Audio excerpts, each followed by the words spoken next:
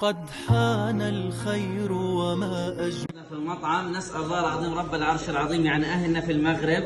التكية هذه مجموعة معذرة لمكونات المدرسة الوطنية للعلوم التطبيقية بالحسيمية وذويهم يعني 2422 دولار. نسأل الله العظيم رب العرش العظيم يعني سلمنا فلوسهم. هذا الرز دير بالكم يا كرام جبناه من دير البلح، هذا كمان جبناه امبارح. فريق العمل يتحرك، كل البهارات احنا شريناها باذن الله عز وجل بفلوسهم. نسال الله العظيم رب العرش العظيم يعني اخواننا المغاربه هذول ناس طيبين ومحترمين ان يطعمهم ربي من ثمار الجنه. يعني الحمد لله على هذا الخير، يعني شيء بتوفيق من الله عز وجل. نسال الله العظيم يعني هذول ناس مالهم حلال ان يبارك فيهم ويطيبهم يرفع قدرهم في الدارين ونولهم سعاده الدارين. اللهم امين. وصلى الله وسلم على سيدنا يدوم الخير وإن رحلت كل الأزمان.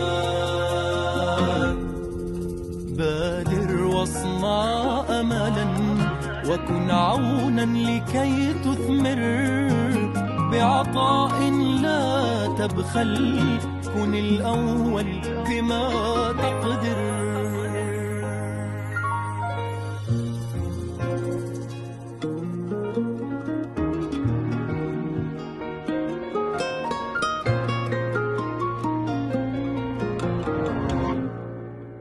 قد حان الخير وما أجمل أن نحيا فنعبر عنه وننشر ما نتمنى ليلامس روحا ما يأست من طلته.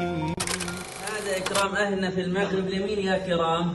للمكلومين والمصابين والمحتاجين يعني في شمال قطاع غزة. نطلع بواحدة على مخيم، ونطلع بواحدة على على مدرسة، وواحدة الثانية راح نشرد احنا فيها نوديها على ايش؟ على المدرسة. بس ايش؟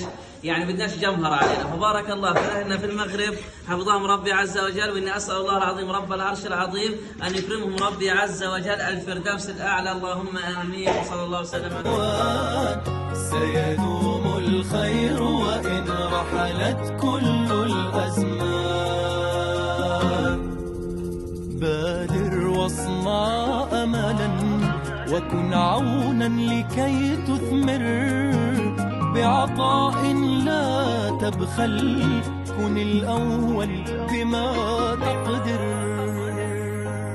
قد حان الخير وما أجمل أن نحيا